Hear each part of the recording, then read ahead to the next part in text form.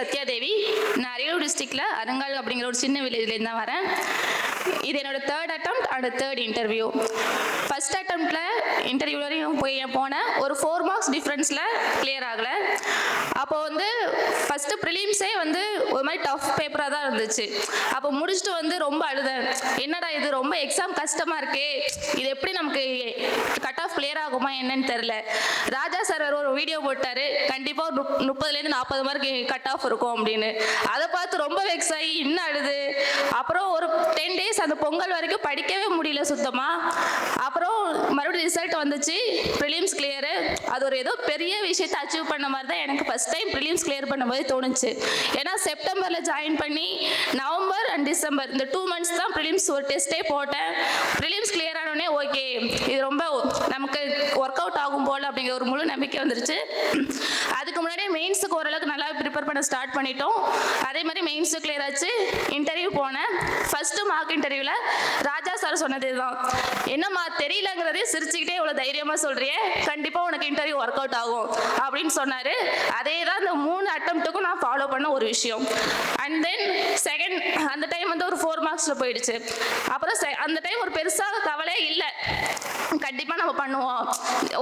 இந்த அளவுக்கு வந்துட்டு ஒரு 4 months ஹார்ட் ஒர்க் நம்ம இந்த அளவுக்கு வந்துட்டோம் அப்படின்னா இன்னும் கொஞ்ச நாள் பண்ணோம் அப்படின்னா பெருசாக வந்துடுவோம் அப்படின்னு. அப்புறம் செகண்ட் அட்டெம்ப்ட்டும் கொடுத்தேன். அப்புறம் ஒரு 0.3 மார்ஜினில் போயிடுச்சு ரிசர்வ் லிஸ்ட்டு. அப்புறம் தேர்ட் அட்டெம்ப்ட் கொடுக்கறதுக்கு அந்த ப்ரிப்பரேஷன் ஸ்டார்ட் பண்ணும்போது ஒரு பெரிய வழி இருந்துச்சு. ஏன்னா பெரட்டின பேப்பரையே பெரட்டுறோம், திருப்பின மெட்டீரியல்ஸே பார்க்குறோம், என்னடா பண்ணுறது, மறுபடியும் ஜீரோலேருந்து ப்ரிலிம்ஸு மெயின்ஸு இன்டர்வியூ அப்படின்னு ஆரம்பிக்கணுமே அப்படிங்கிற ஒரு கஷ்டம் ஒரு 6 மாதமுமே எனக்கு இருந்துகிட்டே தான் இருந்துச்சு. அந்த வழியோடு தான் படித்தேன். அப்புறம் இந்த தடவை வந்து நல்ல ஒரு அட்டெம்ப்ட் கொடுத்தே ஆகணும், அதில் நம்ம எந்த வித இதுவும் பண்ணக்கூடாது அப்படிங்கிறது தோணுச்சு. அதே மாதிரி நல்லபடியாக பண்ணேன். இந்த தடவை இன்டர்வியூவில் 96 மார்க்ஸ் செக்யூர் பண்ணியிருக்கேன். இது வந்து இந்த ஒரு வருஷத்தோட எஃபர்ட் அப்படிங்கிறத தாண்டி இந்த 3 வருஷத்தில் நான் அட்டன் பண்ண எல்லா மார்க் இன்டர்வியூவோட ரிசல்ட்டுன்னு தான் நான் நம்புகிறேன். அண்ட் தென் ஃபஸ்ட்டு எல்லாருமே தேங்க்ஸ் சொல்கிற மாதிரி அகாடமிக்கு ராஜா சாருக்கு சுகேஷ் சாருக்கு நான் ரொம்ப தேங்க்ஸ் சொல்லிக்கிறேன். அச்சீவர்ஸ்க்கு நான் என்ன சொல்லிக்கிறது அப்படின்னா, repeat the process in a better way. நீங்கள் ரிப்பீட் பண்ணுறது தப்பு கிடையாது, இன்னும் கொஞ்சம் பெட்டராக இன்னும் கொஞ்சம் என்ன பண்ணலாம் அப்படின்னு நம்மளோட மிஸ்டேக்ஸை ரியலைஸ் பண்ணிட்டு பண்ணுங்க. அண்ட் தென் செகண்டு, என்னோட ஃப்ரெண்ட்ஸ் கேங் வந்து ஒரு பெரிய கேங் கிடையாது. ஒவ்வொரு வருஷமும் என் கூட ஒவ்வொருத்தரும் ட்ராவல் பண்ணாங்க, அவங்க எல்லாருக்குமே நன்றி. And then last but not least my family, என்னோட மொத்த குடும்பமே இந்த 3 அட்டெம்ப்ட் வரைக்கும் என் மேலே ஒரு சின்ன டவுட்டு கூட இல்லை, நீ போயிட மாட்ட அப்படிங்கிற ஒரு சின்ன வார்த்தை கூட என்னை வந்து டிமோட்டிவேட் பண்ணவே கிடையாது. ஒவ்வொரு தடவையும் நான் அவங்களுக்கு பண்ண ஒரு விஷயம் அப்டேட் பண்ணேன்.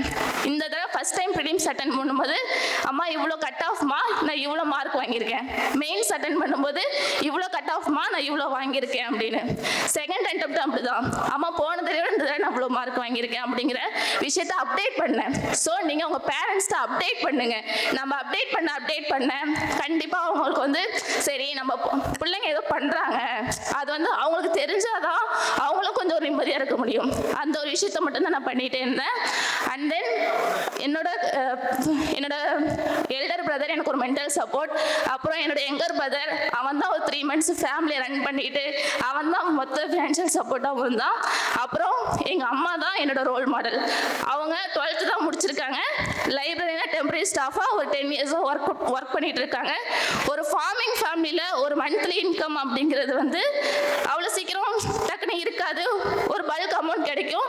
ஆனால் அந்த நடுவில் உள்ள மிடில் டைம் வந்து ரன் பண்ணுறது ரொம்ப கஷ்டம். அதுக்கு எங்கள் அம்மாவோட அந்த 12th எஜுகேஷன் அப்படிங்கிற ஒரு விஷயம் மட்டும்தான் இப்போ வரைக்கும் எனக்கு சப்போர்ட்டிவாக இருந்துச்சு. தேங்க்ஸ்மா. அண்ட் தென் எல்லாருக்கும் ரொம்ப தேங்க்ஸ். அனைவருக்கும் வணக்கம். அரியலூர் மாவட்டம் அருங்கால் கிராமம் சேர்ந்தவங்க சத்யாதேவி எங்கள் பொண்ணு. நாங்கள் சாதாரண விவசாயம் தான் எங்கள் வீட்டுக்காரவங்க பார்க்குறாங்க. இன்னும் படிக்க வைக்கணும்னா கொஞ்சம் கஷ்டமாக தான் இருந்தது. நான் ஒரு டே ஸ்காலராக நூலகத்தில் லைப்ரரியில் ஒர்க் பண்ணிக்கிட்டு இருக்கேன். ஏதோ என்னோட இதை வச்சு பிள்ளைங்களை படிக்க வச்சோம். அதுக்கு தகுந்த மாதிரி எங்கள் பொண்ணும் மார்க் நல்லா எடுத்துக்கிட்டு தான் இருந்தது. போன டைம் 03 பாயிண்டில் போனதும் கொஞ்சம் மனசு கஷ்டப்பட்டது. பரவாயில்ல, நீ எப்பொழுதும் வந்துடுவே அந்த நம்பிக்கையை ஊட்டினோம். அதேமாரி எங்கள் பொண்ணு வெற்றிகரமாக வந்துடுச்சு. நன்றி. சுரேஷ் அகாடமிக்கு ரொம்ப நன்றி சொல்லிக்கிறேன். சுரேஷ் IAS அகாடமி வெற்றியின் முகவரி.